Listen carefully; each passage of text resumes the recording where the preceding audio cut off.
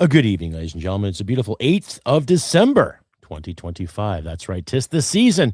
Tis the season to be lied to, bull crapped, all that good stuff. Oh, my God. Come on, this episode of the Crusty podcast, episode 389. That's right. The M.O.U. Nothing to see here, folks, or better known as How to Promise a Kiss with No Reach Around. Oh, my goodness. Listener and viewer discretion will be advised because I will swear, smoke cigarettes, and make fun of our leaders as per usual. That's right, ladies and gentlemen. Please stick around. You won't be sorry.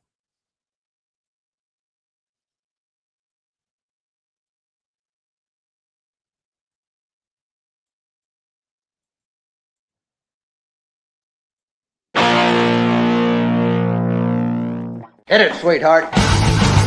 Because I am hard, you will not like me. Yes, sir. There is no racial bigotry here. Here you are all equally worthless. From Western Canada, this is the Crusty Canuck podcast, a Canadian veteran's point of view on political, social, economic issues, and life. Here's Crusty. That's right, ladies and gentlemen. Welcome to another exciting episode of the Crusty podcast, episode 389, M.O.U. Nothing to see here, folks, or better known as How to Promise a Kiss Without a Reach Around. That's right, ladies and gentlemen. I'm your host, Crusty Canuck, and I hope you're all doing well. I know my absence has been kind of tardy the past little while. I've been really busy with my job. I know it's not an excuse. I should be making more episodes for you wonderful people out there. But needless to say, it's been really, really tough financially. However, if you like and hear what you see, click like, subscribe, share this content, all of your social media platforms, ladies and gentlemen. Do not be shy. Tell me what's on your mind. Give me a thumbs up. Give me a comment or two. Whatever you like to do, ladies and gentlemen. I don't mind at all. I don't know what's going on here. I'm putting these little symbols up here, and nothing is showing up here on my screen here. I don't know what it is. I put like and subscribe up here. Nothing's coming up. What is going on? I don't know. I paid for them this month. Anyhow, just give me a thumbs up and give me a comment too. And if you want to support me financially, please consider the links in the bottom too. I no longer use the Ask Me app. However, I guess they went bankrupt. Not enough people have been using it. Needless to say, ladies and gentlemen, do what you can donate to. I'm going to be working on a new tier system for my membership there too. For $3 a month, what you will get is a chance to win a t-shirt for my shop, ladies and gentlemen. So whoever wants to give me $3 a month, become a member of the podcast on my YouTube page, please do. And at the end of the month, I will draw a name. You'll win yourself a free t-shirt, no cost to you, whatever. Just give me your size and your address, and I'll mail it to you at no cost to you. And if you want to donate $10 a month on my membership, I will give you a t-shirt and a mug. I will draw your name at the end of the month, and you'll get a mug, Crusty coffee mug, and a t-shirt. That's right, ladies and gentlemen. So that's something to keep in mind, some incentive there too. So like the title card said, promised M.O.U., Memo of Understanding. Memo of Understanding. Basically, it's a promise to keep a promise. Now, I live in Alberta. I think Danielle Smith is doing a decent job. She's not perfect, but no politician is perfect, ladies and gentlemen. As a premier who's basically standing up for what is right in the name of students, in the name of our healthcare, in the name of the citizens of this fine province, I think she's doing a decent job. Now, you may disagree. You may agree. Right now, I'm not going to get into a debate with anybody, but I would have to say she's probably the closest politician we have to a libertarian that the West has seen in a very, very long time. Now, what I don't understand about the whole M.O.U. issue is the simple fact that it's a promise of a promise. Like I said in the intro, promise of a kiss without the reach around.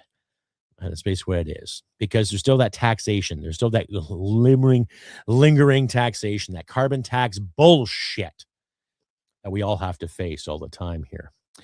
Now, my logic is this. We have resources in this province. Let's get them to market. But now we got to wait for David Eby to stop being such a bitch, being such a baby. And we got to get rid of these NGO influencers. And it's also been brought to my attention, too, that some of these NGO influencers that want to keep everything clean and tidy are based in the United States. Now, I'm not blaming my American friends, but I will blame some American interests. that have a claim somewhere in the virtual world of keeping everything clean and tidy, which means stifling our industry. And I'm getting sick and tired of foreign influences invading our spaces in this country. Now we have politicians that have slapped and tickled here, slapped and tickled for a pickle there, and taken this and taken that, and taken incentives from other sources. Now, here in Alberta, I know people that work in the patch. I know a lot of people work in the agriculture industry, and a few more people that are getting into the minerals aspect of our lives too. And it was just announced today too that Donald Trump has a plan for tariffing our fertilizers too, the potash that makes fertilizer what it is. Okay. Now, regardless of how much you feel about Donald Trump, or how much you like him or dislike him, or how you feel about Mark Carney, whether you like him or dislike him. Okay, there's a lot of tomfoolery going on here, ladies and gentlemen. Okay. Tomfoolery in the name of, we have the means to bring things to market, but we don't have the permission to get them to market based on the regulations that every province has and what our federal government has when it comes to moving shit around. Okay. It's also predicted too that next year, by this time in 2026, by December 2026, groceries are going to be up another, another $1,000 a household. So that means there'll be roughly $17,000 the average family of four will be paying for groceries, assuming they can afford that too. And considering how many people are lined up at food banks, how many people are having trouble with their rent and their mortgages, all in the name of the climate, ladies and gentlemen, that's what it is. That's my best guess.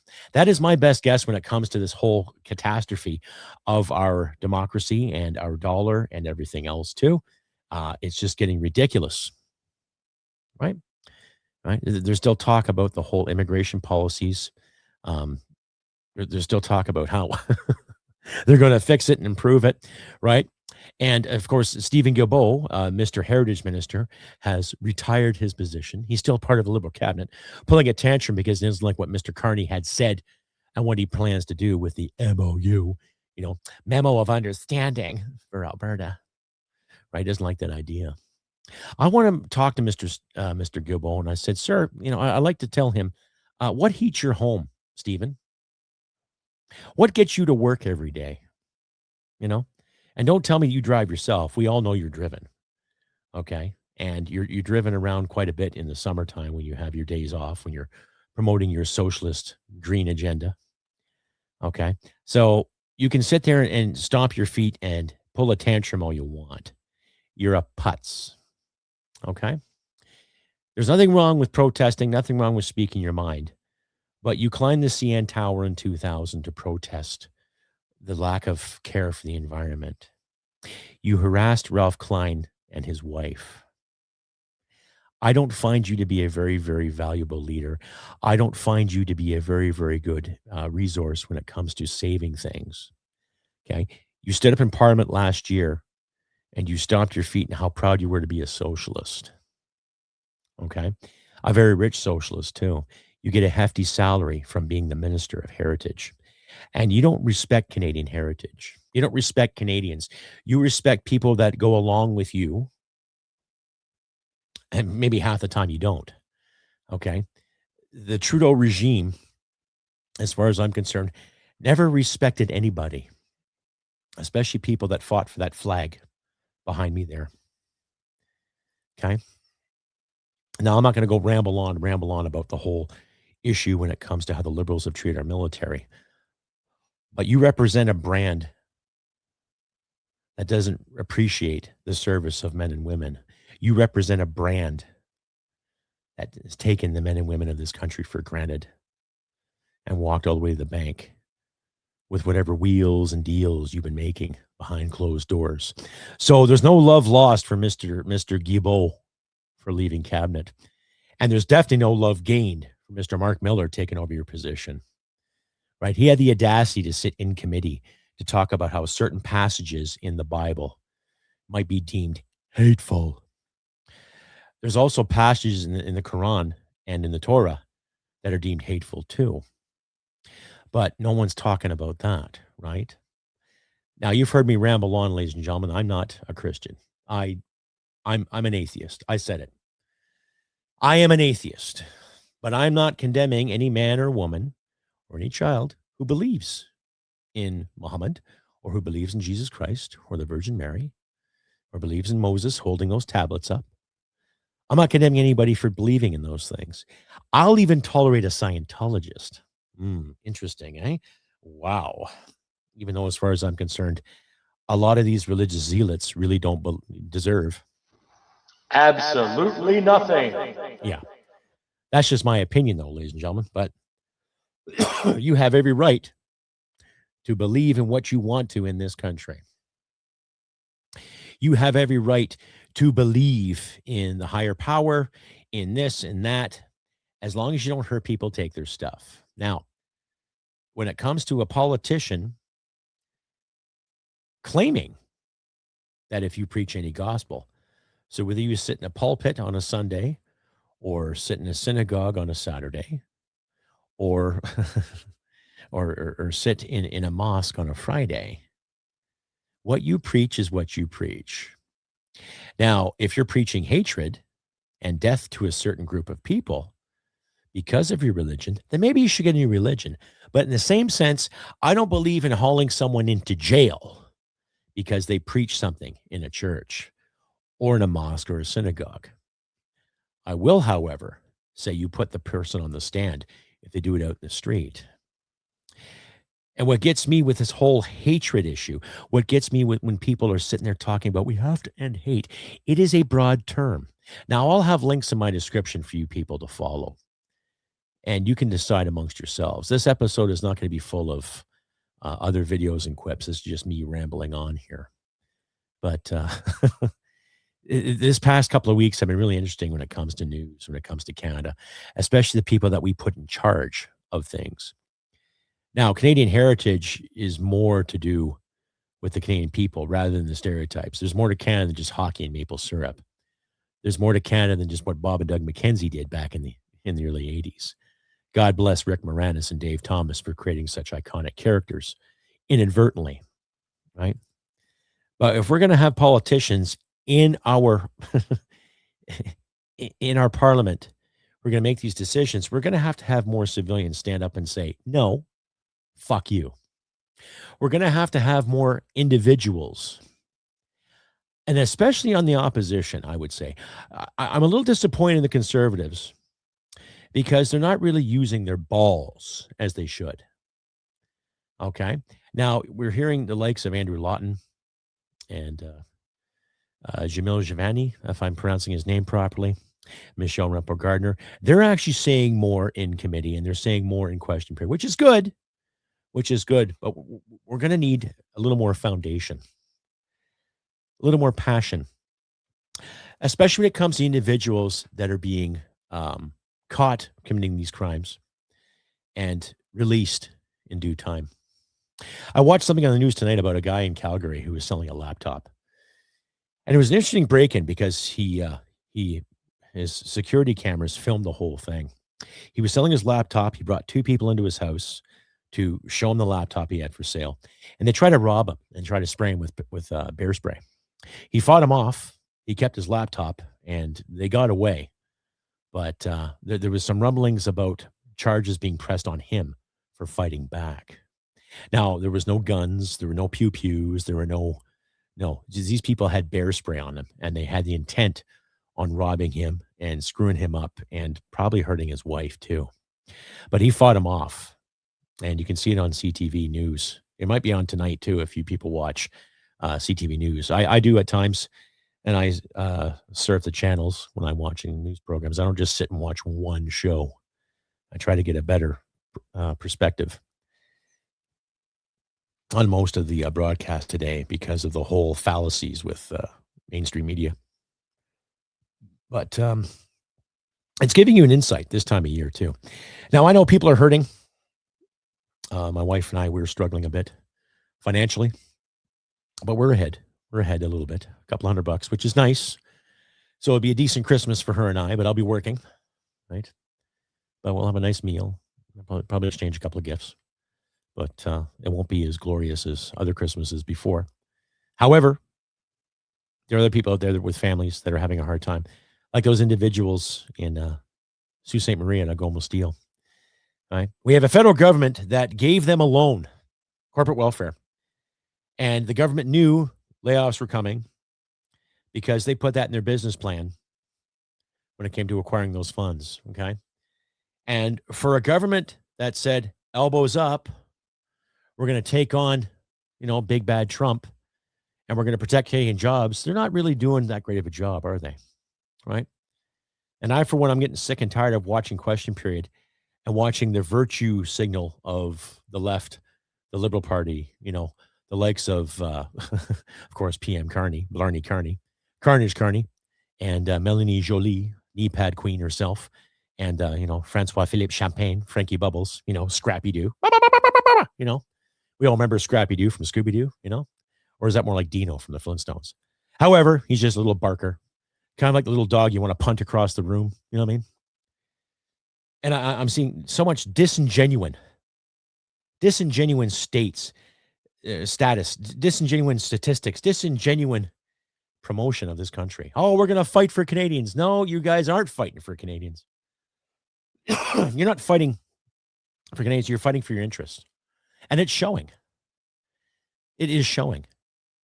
Because when you promote bills like C2, C8, and C9, where you want to deem things hateful because someone's preaching a gospel, or you want to deem things bigoted because someone doesn't agree with your policies, you're not fighting for Canada. You're fighting for comfort.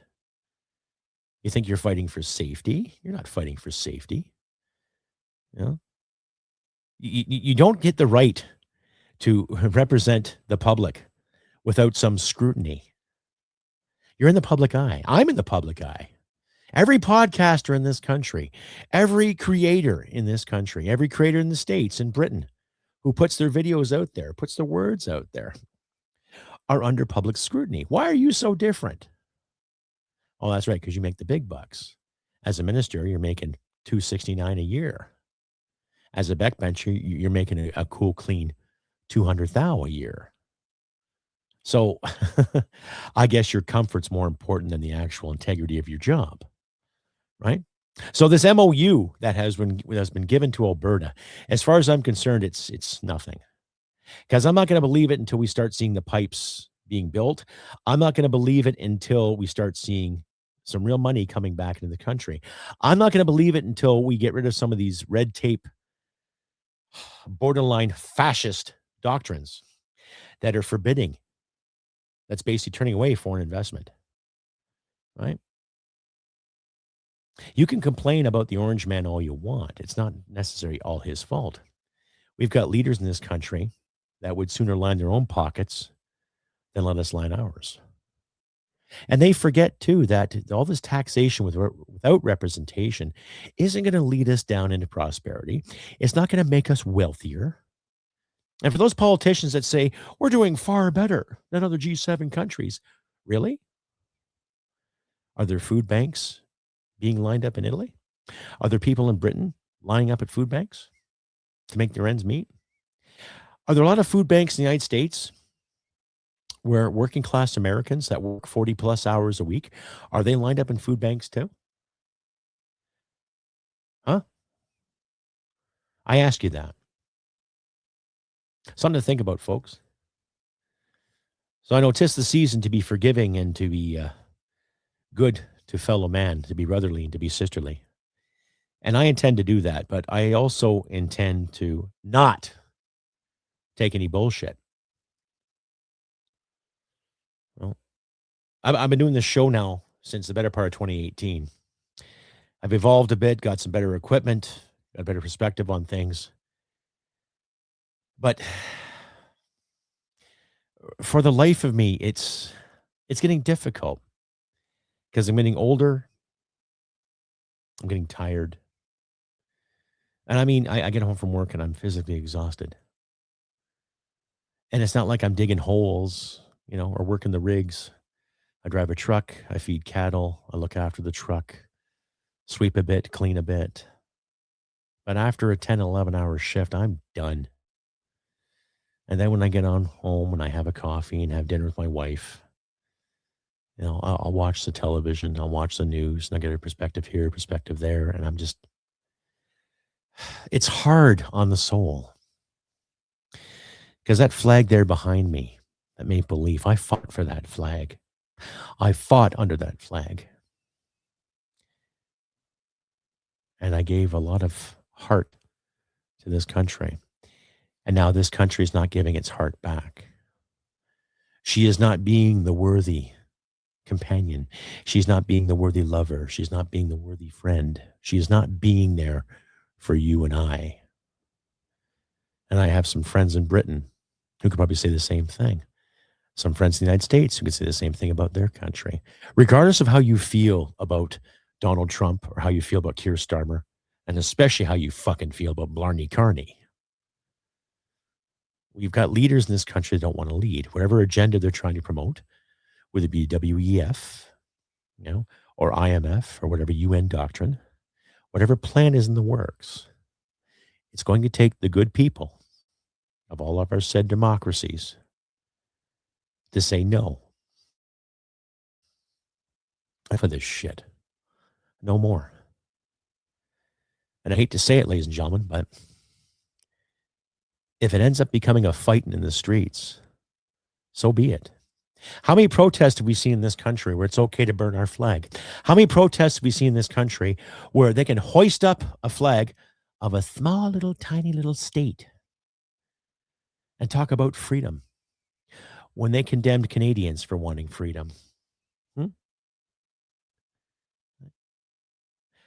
Why is that okay? Free speech for them, but not for us. Free speech for these individuals, but not for us. The people that pay the taxes, the people that pay our way, who pay our fair share.